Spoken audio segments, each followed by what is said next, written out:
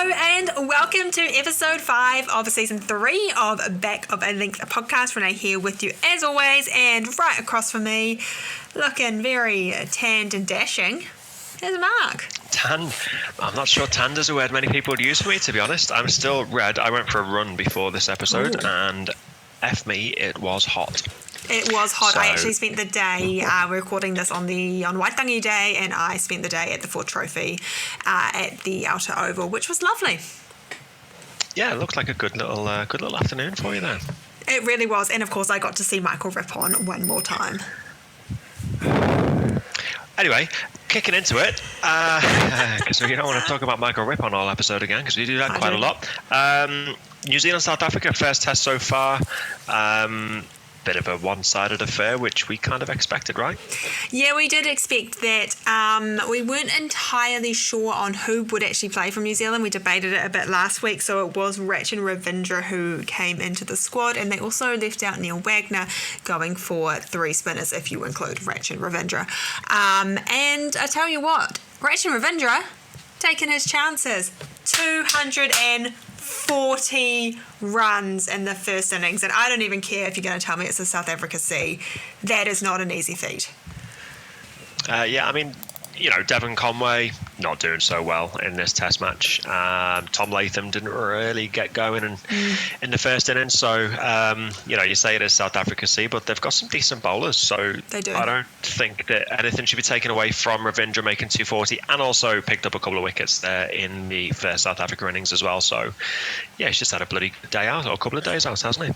He really has, and I think he's pretty much cemented his spot as the number 4 test player. I know this is, and this pains me to say, I know we talked about whether we could drop Will Young down to that spot, but I'm thinking it's not going to happen. Yeah, I mean, you make 240, it's probably hard to drop. I do think he's going to need some more innings to really cement that place at number 4. One innings obviously doesn't really make a test match batsman, especially against the lack of supposed quality that South Africa C have got. But yeah, I think Will Young can kind of maybe set his eyes on the opening spot. Because we did mention in the last episode that we were maybe slightly worried about Devon Conway's form, and he hasn't really done anything against, again, what you would supposedly call sort of not first-rate bowlers. He hasn't got going. No, he's in a bit of a form slump. I mean, we're getting a little bit ahead of ourselves here, but I actually wonder whether Devon Conway shouldn't play the upcoming T20 series against Australia and go back to Plunket Shield and just almost relax. Because I don't know what's up with him. He just can't get in this form, so he almost needs to just go back to basics, and he can do that at Plunket Shield level. Yeah, it's not a bad idea. The flip side of that is you could potentially say that he could just hit his way back into form in the T20 arena. But yeah, not sure what the right answer is. I don't necessarily see that they will drop him for the T20s against Australia, but you never know. You don't. And I mean, I would love to see Will Young, but I'd also like to see Devon Conway. He really does belong in that opening position for New Zealand. So hopefully he can find some form. However, someone who has found some form, who was not a question mark, but maybe a little side glance, was Kane Williamson. Well, I tell you what, 118 and 109 in his 2 innings from this test match. Absolutely, that can form, nothing to worry about. Yeah, I don't think he would ever be really something of a worry. Like, he'll go, 2 or 3 innings without a century? And I think that's the thing about Kane Williamson, right? You go, he hasn't scored a century for a while, but he's still scored like 60s, 70s, 80s. Yeah. So, yeah, nothing really too concerning about him. But that's the conversation we had in the last episode was, do you potentially bring somebody else in at the top, a la Will Young, and Devon Conway and Kane Williamson rotate that number 3 position? Kane Williamson then stays fit for the big series, so you could have Devon Conway potentially playing the second test of this series at number 3 to give Kane rest to make sure that he stays fit for the Australia series. Oh, you took the words right out of my mouth. That's exactly what I said. I said he's although he's in form, we could actually see him dropped for the next game just to make sure, because he's got a lot of niggles. He's got an elbow niggle and he's still got a knee niggle, and you want him right for Australia. He's absolutely proven he's in form. It's going to take more than a 2 weeks off to get him out of there, so there could be a little shuffle when we come to Seddon Park next week. Right, so New Zealand got to 511. They were bowled out. Probably bowled out, taking some risky shots. 100%, yeah. So, not much South Africa to say. In reply, the South Africa team all up for 162 in the first innings. As we record this, New Zealand are at stumps on day 3 with a lead of something ridiculous like 500. I think it was 527 when I checked it before, yeah. They will go into day 4 with, I think, 6 wickets in hand, and then South Africa will try and chase that down, but most likely be bowled out for around 150. Yeah, I might put $10 on South Africa to win. You would be a rich man. You can buy us all drinks at the next game. I think you owe me far too many to be making that little pledge, but there we go. Speaking of pledges, yes, so obviously actually, tell you what, you've saved yourself $100 so you can buy me drinks at the next game. No, well, we've still got 3 games to do it. So you'll remember last week. And if you haven't seen this, head along to our Twitter page to see the video. I pledged $100 if Will Young makes his maiden Test century in any of the 4 home tests. Firstly, thank goodness I didn't do it for Rachin Ravindra. Not that he was. Would you give him $200 because he made a double century, or would you have stuck with $100? No, it's $100 if Will Young scores 100 or more runs. So, okay. I put this out there because, thought it would be funny. I've been calling a Will Young a maiden Test century for so long. What I didn't expect to happen. No, we got some good responses, right? I got someone saying, "Oh, that's so funny, he's never going to be selected." And I was like, well, that's the joke. Someone saying it's lovely, you're doing things for charity. So some good responses. Yep. And then someone came out of the woodworks and said, "What about Tom Bruce?"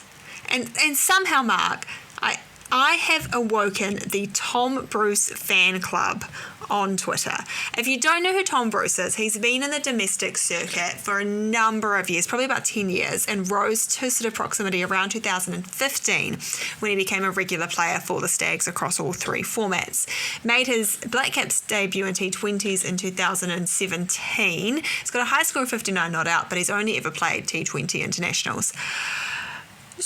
And we've got all of Twitter just absolutely calling for Tom Bruce to be included in every format. We've got someone called @Canos_NZ thinks he's a god. He should replace Finn Allen.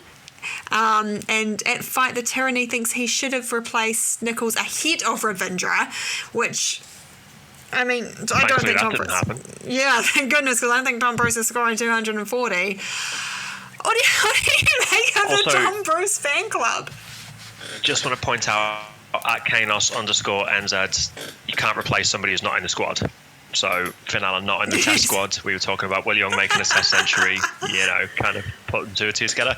Do you know what? I am a fan of Tom Bruce. I wouldn't go as far to say that he should be in the team at the moment. I wouldn't say that I'm a massive Tom Bruce fan. But looking at his record, he's got an average of just a smidgen under 50 in first class. His highest score is 280. He scored over 5,000 runs in the domestic circuit. He's a good player.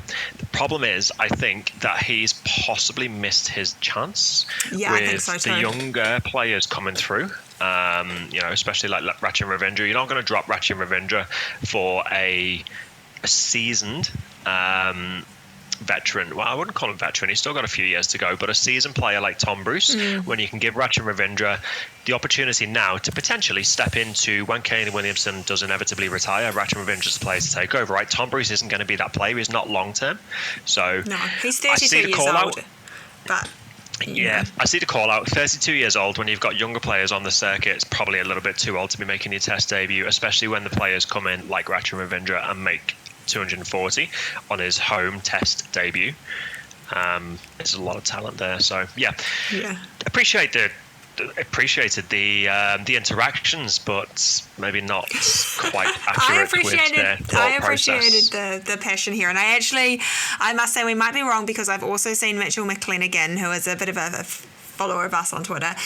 He has also called for Tom Bruce to be in this team and should have had his call up. Yeah. I mean, I love you, Tom Bruce, but I think we're going to see you in the green and gold only for a little while longer. And that's to Central Stags' benefit. So, yeah, as much as it'd be great to see him in, and this is the great thing about the whole debate, right, is everyone's got an opinion, and sometimes it differs to mine and yours, and those people are wrong. It really does. Or if you have a player that you think has been missed out, or you're passionate about a player that's not Tom Bruce, not Fenella, not Will Young, not Michael Rippon, let us know. Find us on Twitter, Back of a Length, with a little underscore, Facebook, Instagram, Back of a Length. Tell us who has been missing out this whole time. Jock McKenzie's just debuted.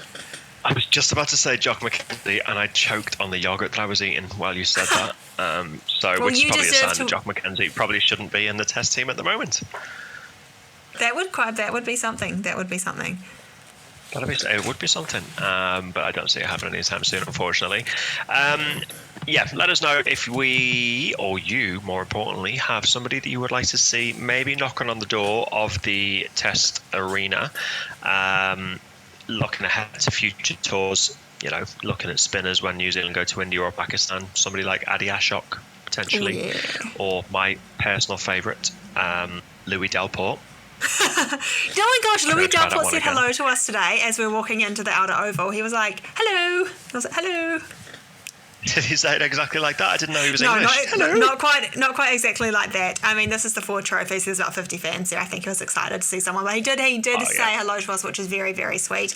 And we also got some boundary interaction from Will O'Donnell and Cole Briggs. So, you know what? If your people aren't making the test squad, go down and see them at the Ford Trophy or the Super Smash when it's back next season. Free entry as well, so I'm disappointed I couldn't get there today. But anyway, that's by the by. First 11 of the week. Yes, it is a time for the first 11 of the week. Let's just actually loop back to Tom Bruce for a second, because one of the other reasons I think Tom Bruce has never been in the test squad is I personally believe it is illegal to have 3 players with the same first name in one team. So you can't have Tom Bruce when you've got Tom Latham and Tom Blundell there. You'd have to replace Tom Latham. And then I see England have broken this rule on the weekend, and they played 3 Bens. I can't believe this. Ben Stokes, Ben Folkes. They did. And you know what? If you're going to play 3 Bens, you might as well play 11 Bens. So this is the first 11 of Bens. And at 1, Ben Folkes. 2, Ben Wheeler. 3, Suleiman Ben. 4, Ben Cutting. 5, Ben Stokes. 6, Ben Horn. 7, Ben Lister. 8, Ben McDermott. 9, Ben Duarcius. 10, Ben Sears. 11, Glenn Lachlan. And 12th man, just for kicks, Hamish Bennett. That is so loose on the old 12th man situation there. Isn't it great, who knew there were so many Bens going around the domestic circuit in New Zealand? And that's not even in... a few New Zealanders there. One of those, not including one of the ones that did actually play in England, for England and India over the weekend. Yeah. Ben Duckett. Yeah, I think I remember making that, helping you make that one. That was ages ago before I think Ben Duckett came in, so that's possibly why. But there's a lot of Bens out there. So much so that I reckon there's some Bens that you could bring in and take out some Bens in your first 11 and make like a team that would win the Test Match Championship. Like the World Test Championship. Ben. Like a super Ben. Yeah. That's so cool. Do you know any Bens? Have I missed any Bens? Let us know over on the socials, the Back of a Length, Twitter, or Twix or X or whatever we're supposed to be calling it. Twix. Oh, I'm so hungry. She's calling it Twix. Oh, Instagram, Facebook, that's where you can find us. And the next week, we will be able to bring you the final action from the final 2 days of the New Zealand-South Africa Test match and look towards any changes for the second Test match that will be coming up in Hamilton. Yeah, we might potentially do a day trip down to Hamilton for the test match. So if you're around in Hamilton, let us know. Yes, always do. And if not, still give us a wave. Send us some pictures because the Mount is looking an absolute picture and I'm a little bit jealous. Send them to us on one of our social channels and we will give you a shout out. But until next week, have an awesome week, guys. Bye.